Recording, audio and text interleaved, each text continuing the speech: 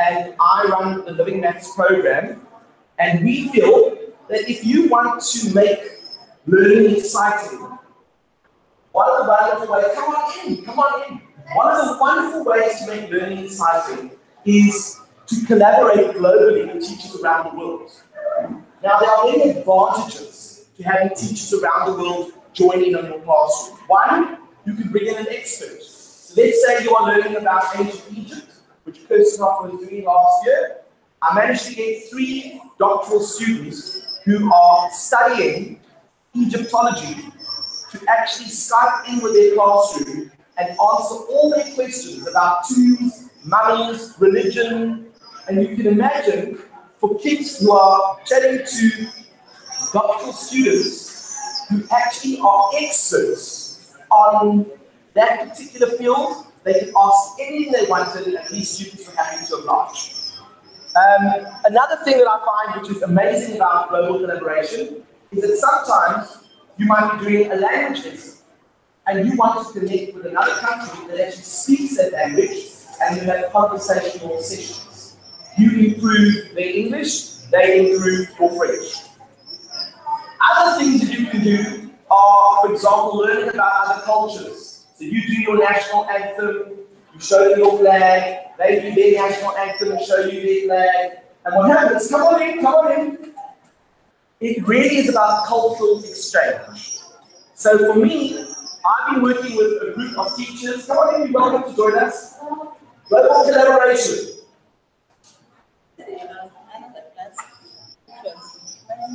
But this will be exciting, so you definitely want to be there. Come and join us, come and join us. I did. So effectively, you know, if you want to make a lesson exciting, there's nothing more exciting for young kids than to connect with their peers in other countries.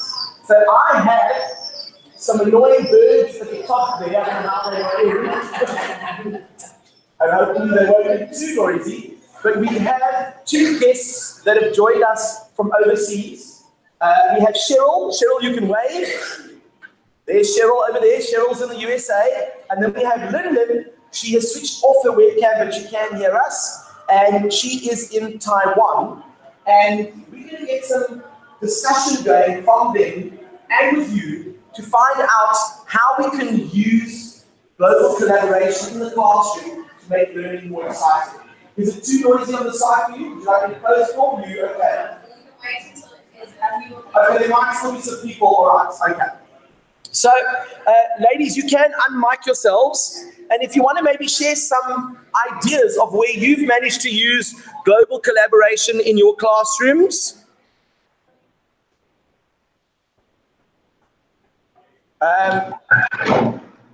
We have used it for cultural exchanges when studying geography, bringing somebody in from that country. And it's been really fascinating with high schoolers that students that they're, talking about religion, well, what religions are represented in India?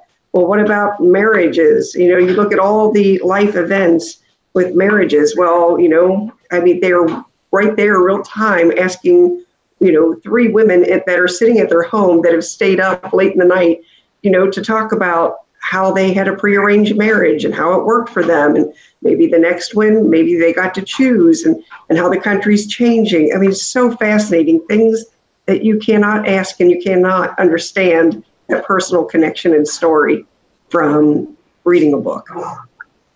Okay, and where have you used global collaboration in your classroom?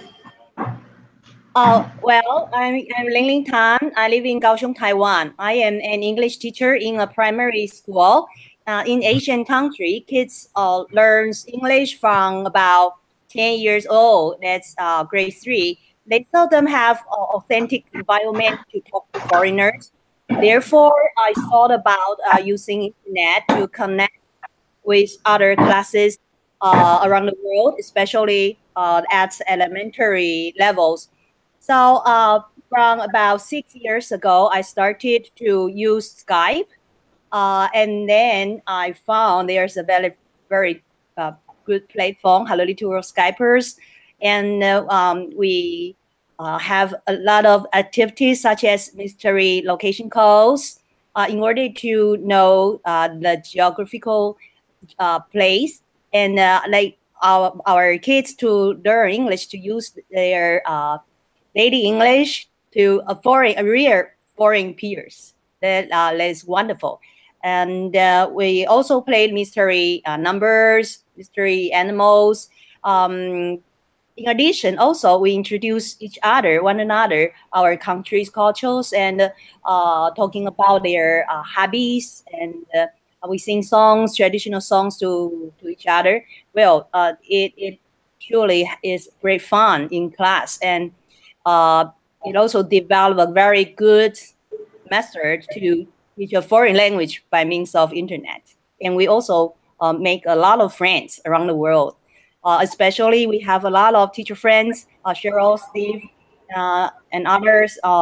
Maybe they will come in soon. So I'm so grateful to my friends there, and I hope to collaborate with more and more teachers around the world. Thanks a lot. Let's learn something now about Taiwan. Before you answer the question, Lillian, what time do you think it is now in Taiwan? Do I tell them, or let them? Don't tell them yet, hold on. So think about where Taiwan would be in the world. Are you able to kind of guesstimate what time you think they would be at? Are they behind us? Are they ahead of us? So this is a great opportunity for young kids to learn about geography, lines of longitude and latitude, how the time zones are affected. So let's take a rough guess. What time do you think it is in Taiwan? If it's now 11:30 in the morning here, what time do you think it is in Taiwan? That's 5 hours. So you think that it's approximately 4:30 in the afternoon? Yeah. Is that right? 4:30 in the afternoon? You gave me 7 in the evening? We've got 4:30, we've got 7. I'll take 6. 6. 4, 5, 6. We're in between the 4 and the 7 range. How close are we, Lin? It's 5:32 p.m. 5:32 p.m. Not bad, not bad. So when I'm doing a Google Hangout in the morning, then obviously Taiwan is a great choice to ask teachers to join in. But if I'm doing something at 6 o'clock in the evening, probably not. Now Cheryl is on the other side of the world. She's in America, but it depends where in America, because they've got a couple of time zones just in America on its own. So Cheryl, you can unmute yourself. Which state are you in? I arrived last night in North Carolina. North Carolina. So she's in North Carolina, and she probably says she's arrived because it is spring break in the USA. Is that correct? Yeah. It is spring break at the moment in the USA. So they take, while we take off our autumn break, they take in their spring break. And if she's in North Carolina, do you think she's ahead? Do you think she's behind? What time do you think it's going to be? Do you think she's behind? What time do you think? 7 or 8 hours? So they're looking at what? 3, 5 in the morning. Cheryl, what time is it for you? 5:30 in the morning. Not bad going, not bad going. All right, I'm going to mute you now. You just mute yourself, and then we're going to just chat a little bit. So, as a teacher, what I have found is that if you really want to make the lesson exciting, and you are engaging, you're actually speaking to the person in another country, the kids stop thinking about the fact that it's a lesson, and they start thinking about the fact that this is actually very exciting. Now, you guys are talking to teachers over here, but what happens if you were students and you were talking to your peers? So we play a lot of games, and Lyndon mentioned a couple of them. Mystery Skype, Mystery Hangouts. Those two are the same thing. You can use Google Hangouts to connect with other countries. Should I close the door? Rustin. Yes, we need Rustin. Come on in, Rustin. You're coming to join. There we go. Absolutely. We are recruiting every minute. Okay, so Mystery Hangout or Mystery Skype. You basically get onto Skype or Google Hangouts, and you connect with your classroom, but you do not tell the students where they are. And we have to guess where they are by asking yes or no questions. And this is a great way to teach kids about geography, because you start off and you say, right, are you in Switzerland? And they'll go, no, hold on. You don't start off with specific venues. You want to first try and narrow down the continent. So then they might say, are you in the northern hemisphere? Are you close to an ocean? Are you close to Canada?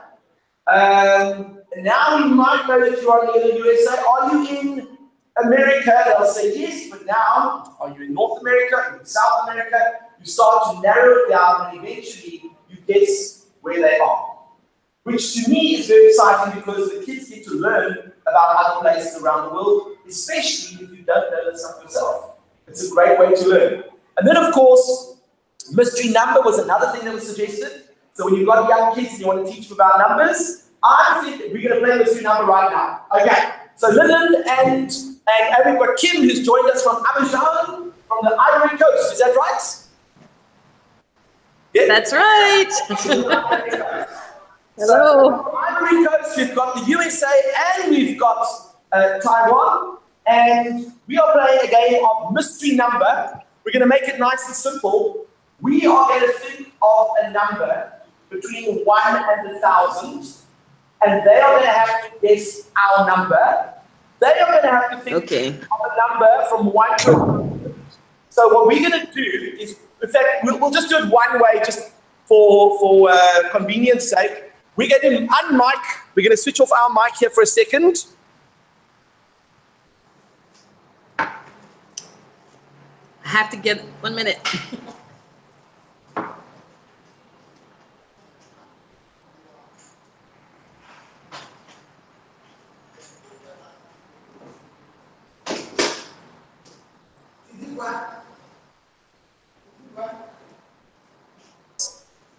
Okay, we are now unmuted. We have chosen a number from 1 to 1,000, and you guys are going to have to guess what that number is. Obviously, the number range is 50. So, who would like to fire away first? Then you want to ask the first question. Is the number less than 500? Is it less than 500? Yes, it is. Okay. Okay. Cheryl, you can also have a turn if you want. You might have to unmute yourself first. Less than 500. Cheryl, go.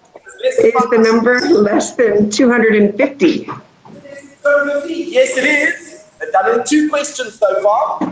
Okay. We have Kim. The question was, we've chosen the number from 1 to 1,000. Lyndon asked, is it less than 500? We said yes. And Cheryl asked, is it less than 250? We said yes. What would your question be? Sorry, I couldn't hear you too well. I went to get my headphones. Okay, so what was it you said? I'm sorry. We played the mystery number game, and Cheryl asked if it was in 250, and we said yes. So now we have to narrow down what that number is from 1 to 1,000. We know it's less than 250. What would you like to ask?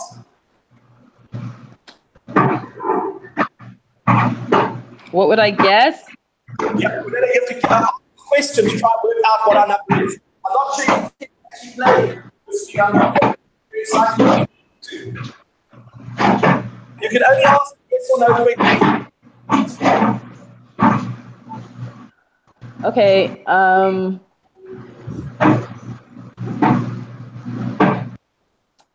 Is it a 3-digit number? Is it a 3-digit number? No. No, it is not. So now we know it is 99 or less. That was a very good question. So now, Lynn, we're going to put in your court. What would you like to ask? Is it between 50 to 99? Is it between 50 and 99? Yes, it is. Kim, would you like to ask another one? Sure. Let's see. Is it, between 50 and 99? 50 to 99. Okay, so how about is it 75 to 99? Is it between 75 and 99? No, it's not. No, it's not. So now we know it's between 50 and 75. They certainly are getting closer. Lyndon, we'll give you another opportunity. Is it between 50 to 70? Is it between 50 and 70? Yes, it is. Okay. 70. Oh, Kim, we're putting pressure on you now. Okay, let me see. 50 and 70. 50 and 70. 50 and 70.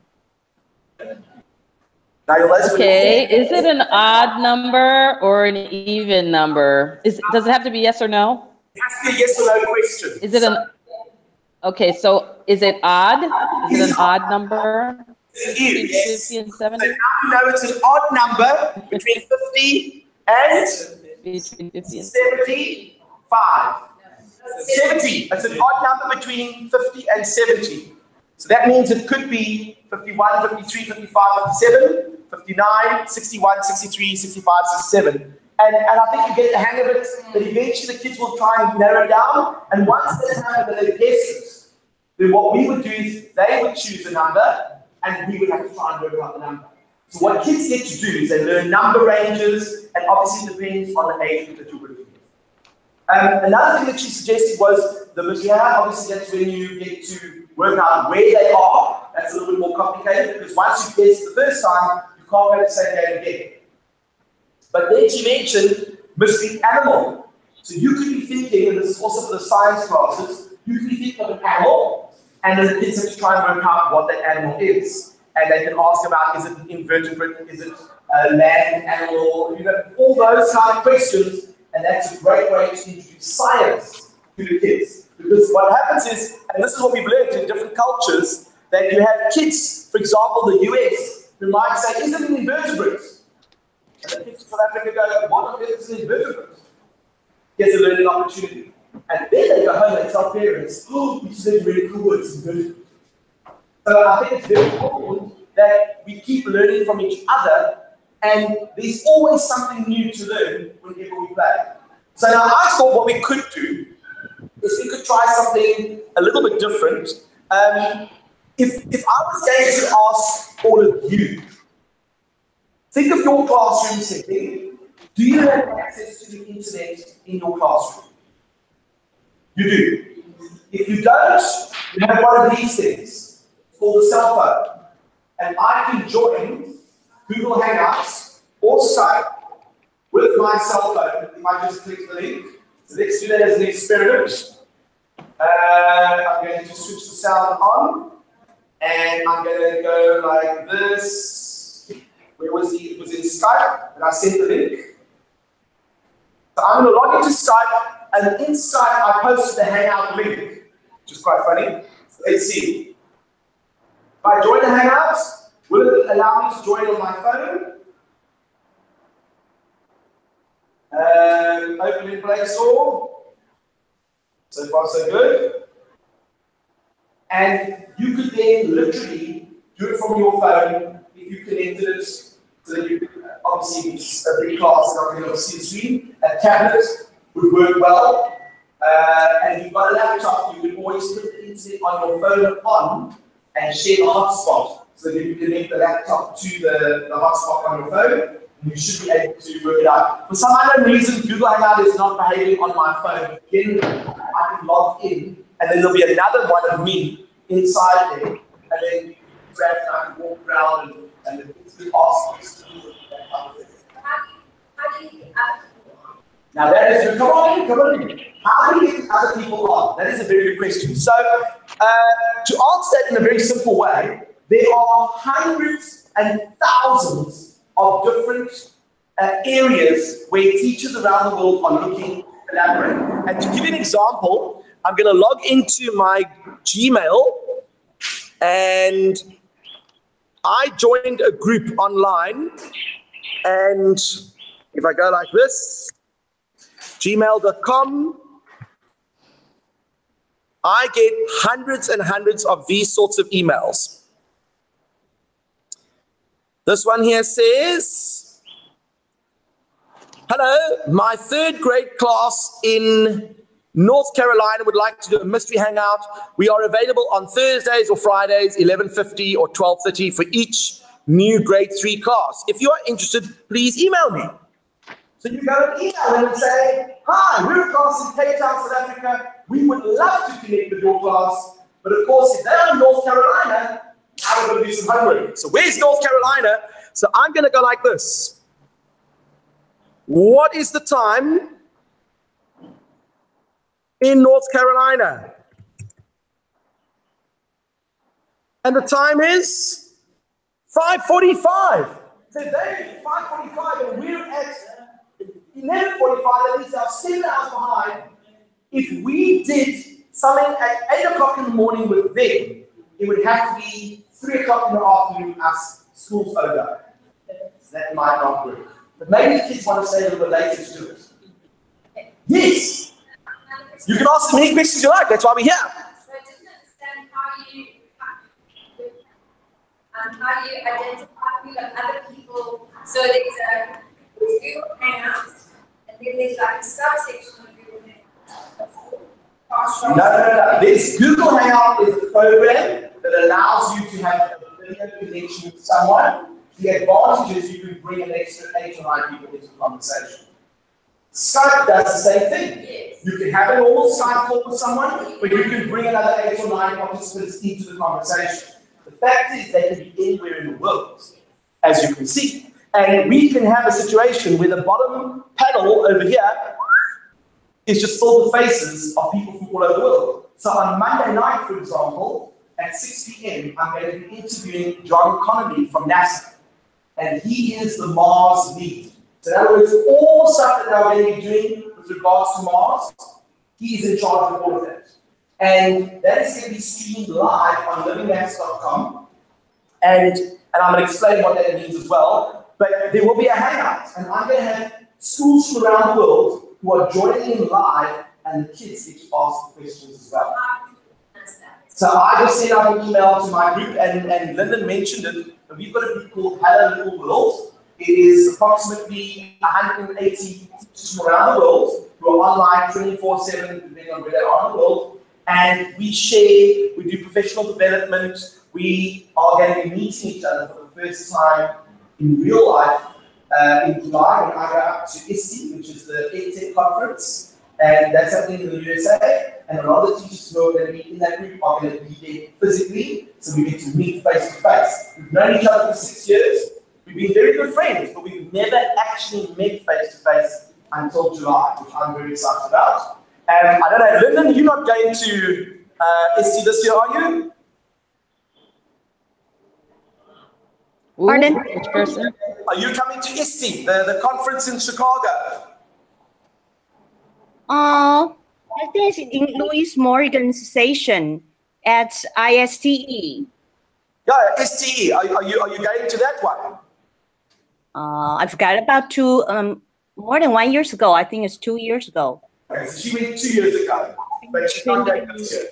But hopefully you're going to get a whole bunch of other people, because I don't only work with the Hello Little World staffers. I work with the Google group, and you can sign on to Facebook groups. Skype has got Skype in the classroom as well. And what happens is you can connect with educators, experts, zoologists, astronauts, and they just beam into your classroom, and your kids get to connect with them and ask questions. Can you tell me what would be more exciting than a lesson where your kids are learning to speak Taiwanese? What language does you speak in Taiwan?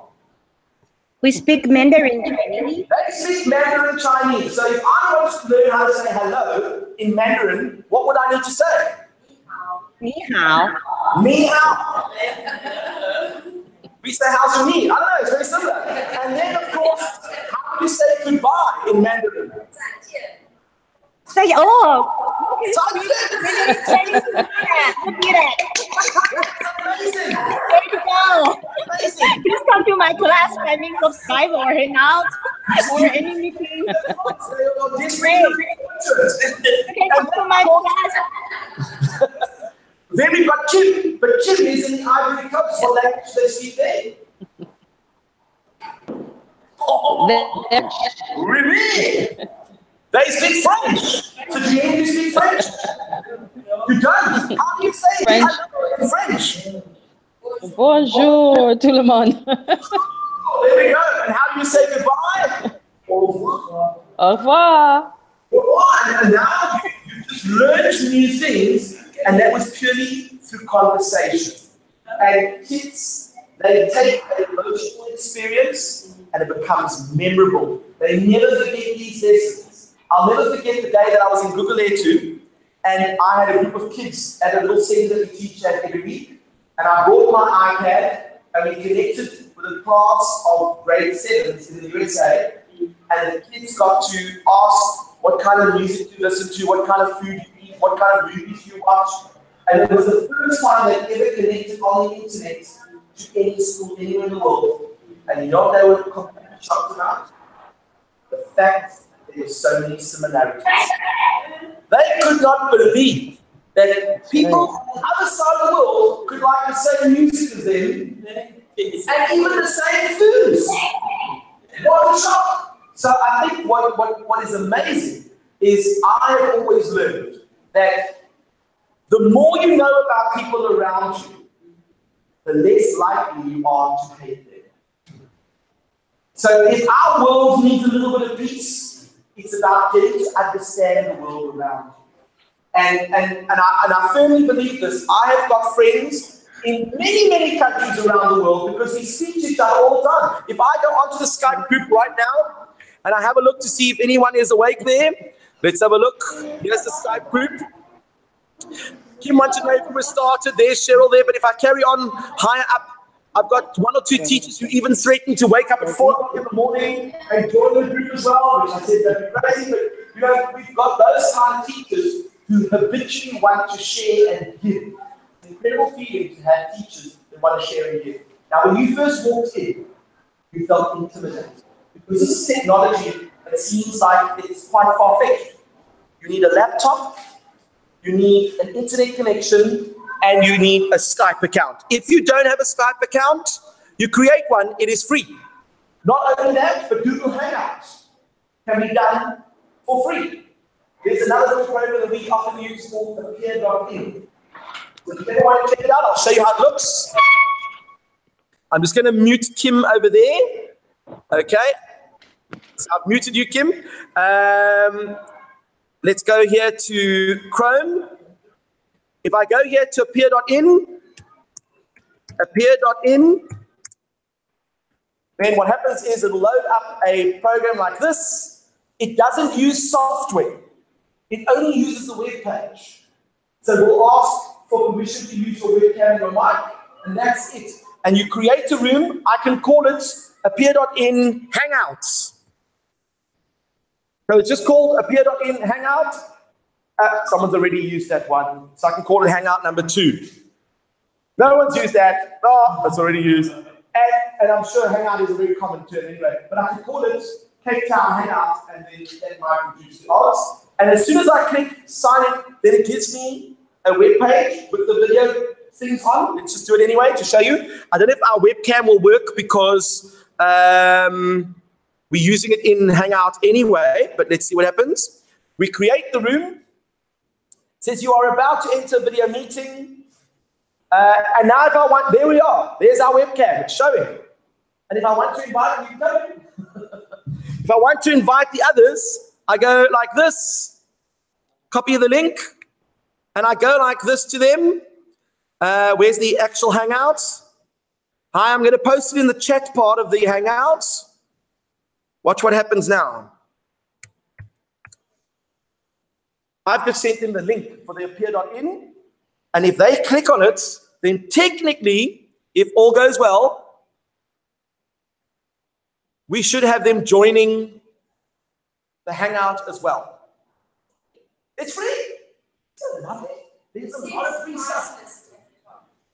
Priceless, I think what happens is it's free with the basic things, but if you are a company and you want to use it professionally as a device, I'm sure there's a cost to it.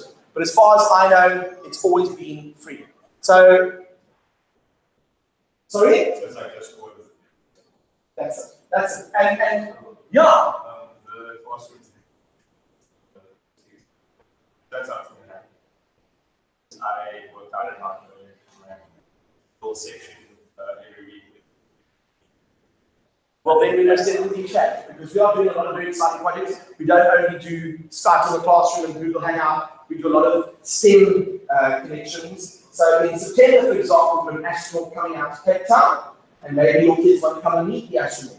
Maybe come and visit your school. Yes? Game design and coding. So We're also very involved with that. So it would be interesting to be able to figure out how do you get like gamers or game designers or I don't know. Okay, very good question. Start to like join. All right, so no one did join this group, but this was just an illustration anyway. But you can imagine that they would pop up, a little face would pop up over there, and you hear, and then you could also share screens and do that sort of thing. So let's say you were doing game design, and I've got the team over there in the other Hangout, and I want to share my screen. I can go like this, share my screen, and I'm going to say which screen I want to share, and I'm going to share this screen over here, and go to share, and then instead of my webcam showing, they're going to see that, which is just a window over there. So if you show them the code that you're working with, they can look at your code and go, oh, maybe change this bit or change that bit. And then they can share their screen and you can critique their code and see what it was they did. Plus, of course, you don't only have to do that. Let's stop the screen sharing. You can also, for example, have a Google Doc. You all know about Google Docs. A Google Doc, you can add extra collaborators to it. And then you can both be working on the same doc while chatting to each other and making corrections simultaneously. And that's an incredible way to collaborate. Can you imagine you are now looking for a team of people? Cheryl, do you do any coding? Oh, you might have to unmute yourself. Do you do any coding? We can't hear you. You have to unmute your mic. She can't hear me. Because of that other program. Let's go like this. Make sure we've left the other program. Did I just end the Hangout? No, I didn't. Right. Can you hear me now? And now you can hear me. So Cheryl, are you involved with any coding at all? We have a lot of coding going on in our elementary classrooms and in some of our math classrooms. So there's you might have a school to collaborate with, and it doesn't always have to be live. It can be asynchronous. In other words, you can post an email or a video or a YouTube or whatever it is to them, and then their kids can respond, and when your kids come to school the next morning, you play the video for them. It really, really is exciting. Pen pals, also very effective. Kids can write to each other and find out what life is like in another country. But there are hundreds of programs. One of our late colleagues, look who's joined us. We have Kathy. And Kathy's from Austria. And Kathy was the founder of the Hangout Worlds group. All of us are involved. And so Kathy, tell us a little bit about what you do. Kathy's a very interesting woman. I can barely understand you. You can barely hear me. Let me mute Cheryl. There's a lot of background sound there. And Kathy, is that better? A little bit. Can you hear me? We can hear you clearly, so chat away. Okay, what do you want to talk to? What should I talk about? Wait a minute. About our experiences? Well, no, I first of all want to know what it is that you do.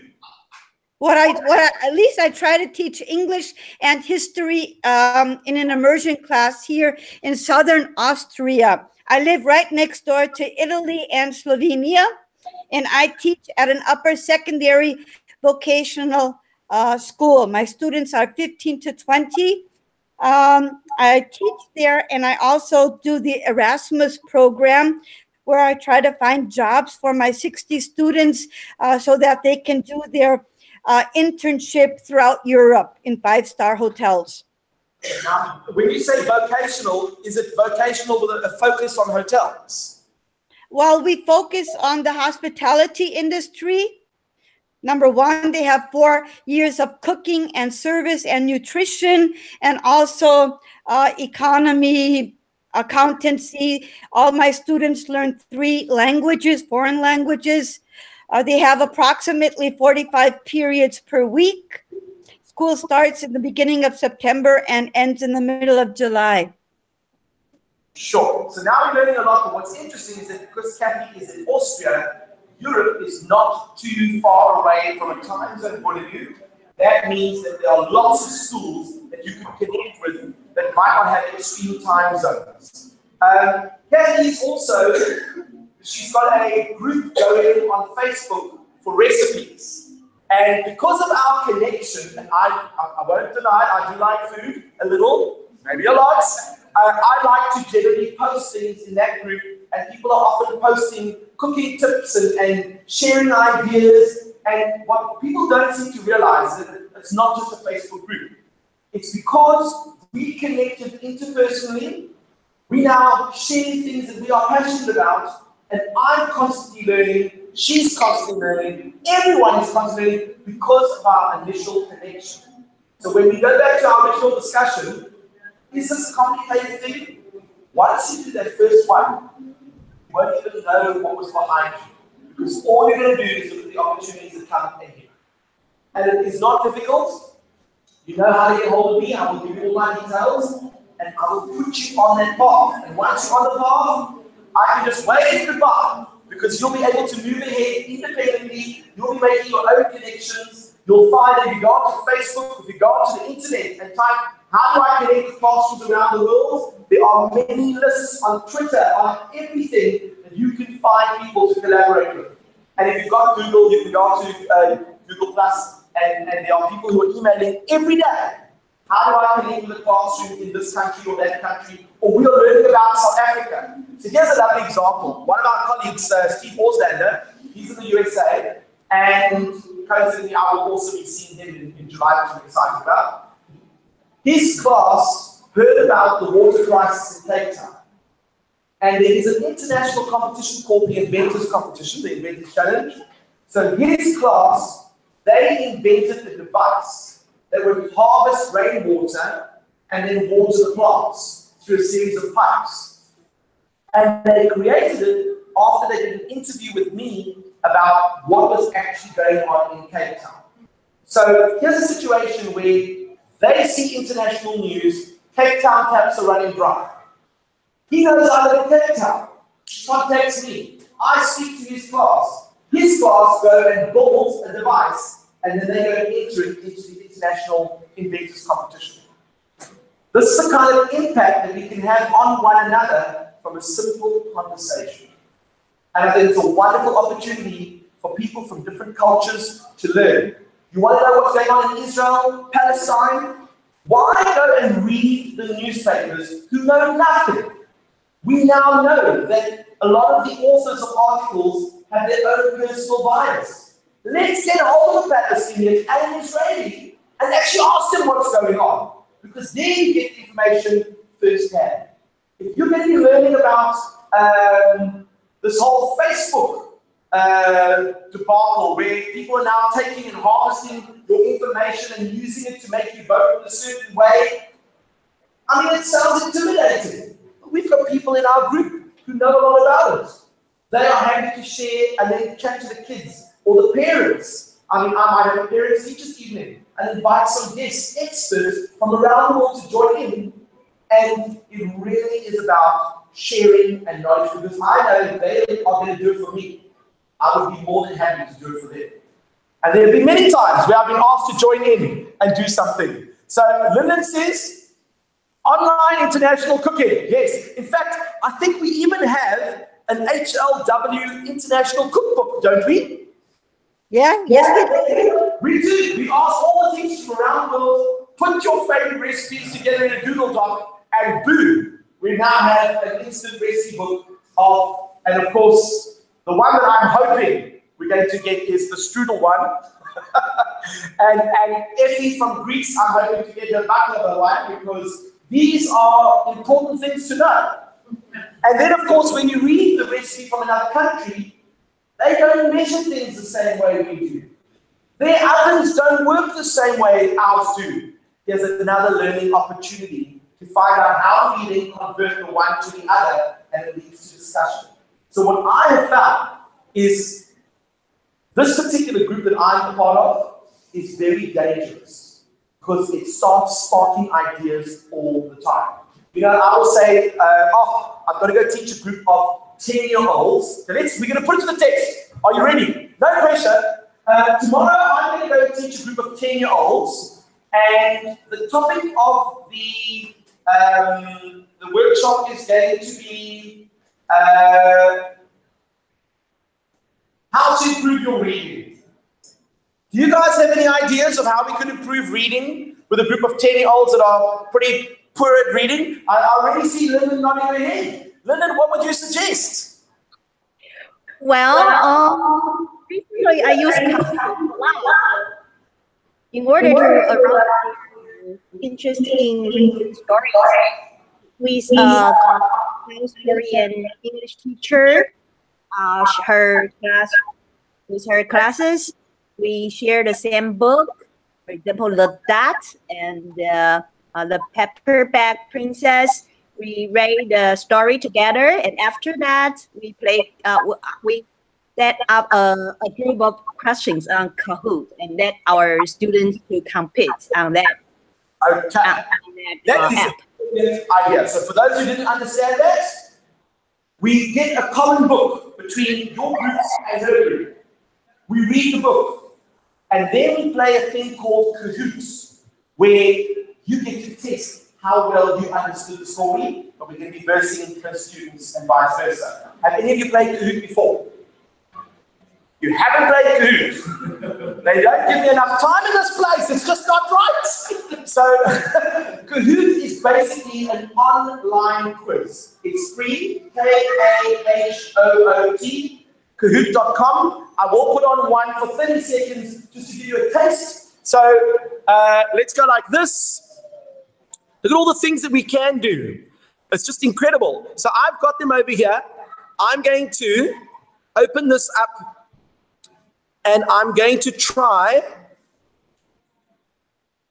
Have I closed Chrome?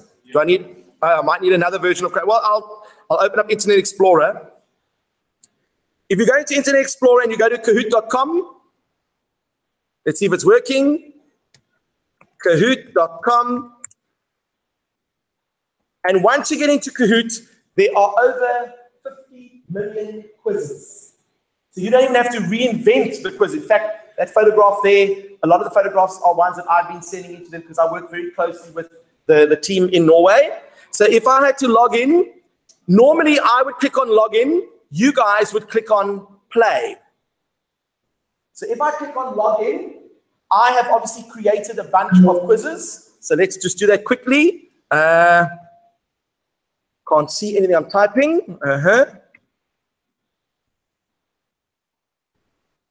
Is that my email address? And let's see if I've got this right. I'm in. Okay, so I go to my Kahoot because these are the ones that I've created. But if I go like this and I type in a search for a Kahoot on choose topic. Gaming. What age group? 13-year-olds. Oh, hold on. Let's not do 13. Let's do what grade? 7th grade. 7th grade. Let's see if that works. Gaming, 7th grade. And is it searching? Did I not click on the search button? Right. Language, 7th grade. Number systems, I want gaming. That's not giving me gaming. Let's go back a bit. Anything particular in gaming you're looking at? Like coding. Want to do more coding than gaming? Okay, let's do that. Let's do coding. Let's see if that works. Sorry. Let's see if that works. Coding.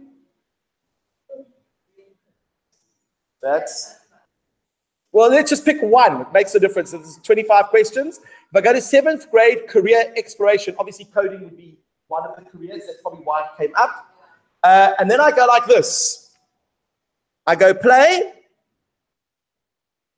And then I ask you all to open up your devices. So you go to cell phone, you go on to Kahoots.com, and you click on play on the top. So we'll just use one person. MJ, you got it? So MJ is going to go in. We're going to play one player over here. What would happen is the kids, if they've got devices, could connect if they're in a computer lab or if they've got devices to share as a team. So there we go. You type in your PIN code when you push play. And it says 615. I'm just going to share this with the screen. Just in case any of you want to play, I'm going to share the screen just to demonstrate it.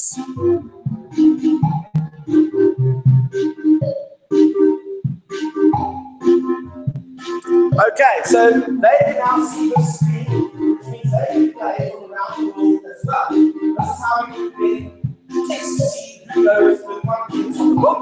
So MJ has joined, and as you can see, his name is on the board.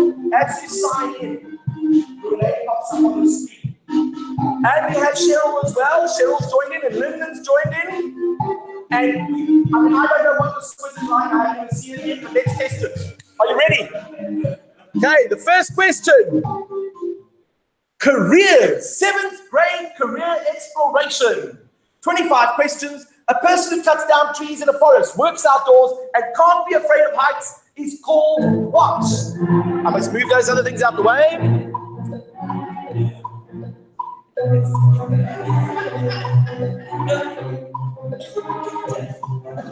What do you call it? 2 answers in so far. Right. All the answers came in. One person got it wrong. And let's have a look at the leaderboard. The leaderboard shows that Cheryl is on top. MJ is sitting second. Lyndon, sorry, no. Who is going to get the next question right? Are you ready? We'll do one more question. Yeah, the quicker you answer, the more points you get. Can you imagine how exciting this is in the classroom? You have no idea how kids scream and shout. Okay, the next question. This person serves food and beverages on an airplane, seats passengers and gives directions to keep them safe. Come on, this is easy.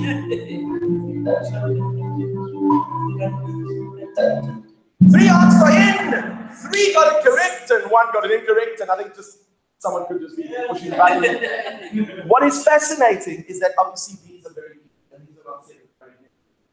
But maybe for the school that created it, for their students, it's the right level. So you might think, well, hold on. These are great questions, but I can ask them in a much better way. So what you can do is you can take the original quiz, duplicate it, edit it, and save it as your own. Why reinvent the wheel? If it's already been done, just enhance it. And then that you add to your own Kahoots. And what is really nice is that when you are finished, the actual quiz, you go to end game when the whole thing is finished, and they show you who won overall. So Cheryl got it there, and MJ very close, and Lyndon also very nice. I can go to get results and print the spreadsheet out of all the results, which is fantastic. But there's one extra feature I want to show you, and Lyndon, I don't know if you know this at all, but one extra feature is that when you are using Kahoots, instead of pushing play, you push challenge.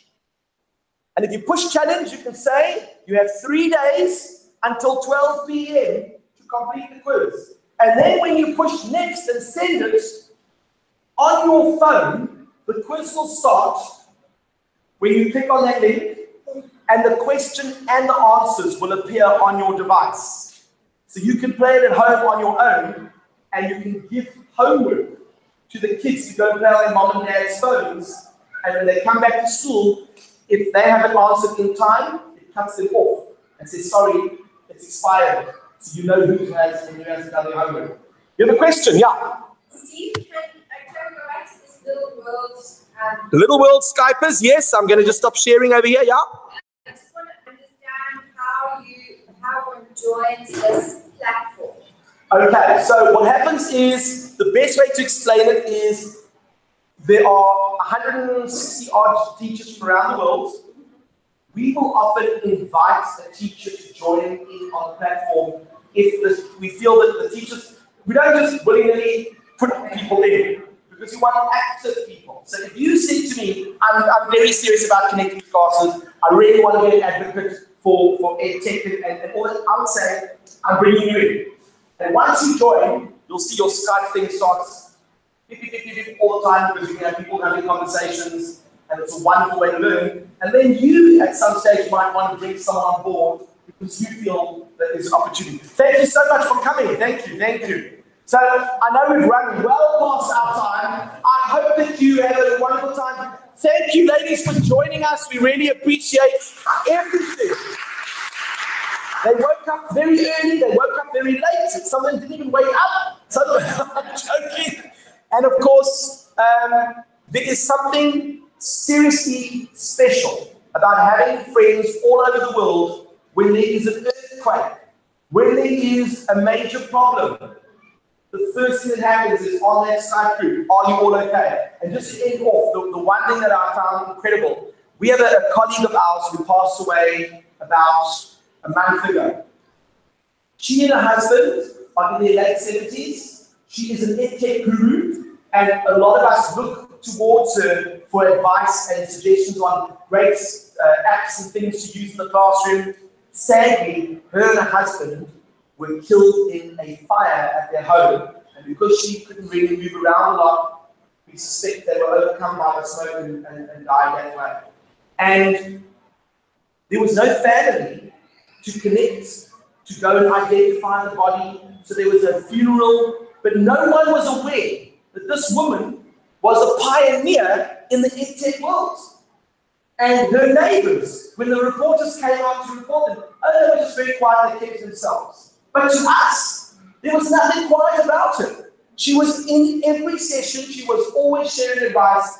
So I put together a Google Doc of tributes from teachers all over the world, and we started sending that off to all the news agencies in the States, and they started doing stories about her, featuring how little people knew about this incredible pioneer of EdTech.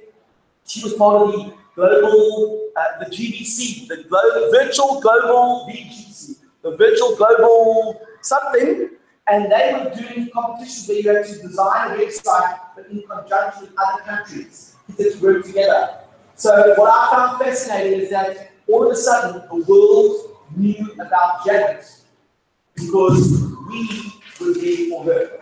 And that is something about the community. I've never met Janet personally, but I've known her well for the last 5 or 6 years, to the point that it actually really got to me that no one could even go and identify the body. So through our connections with people, we managed to track down a relative.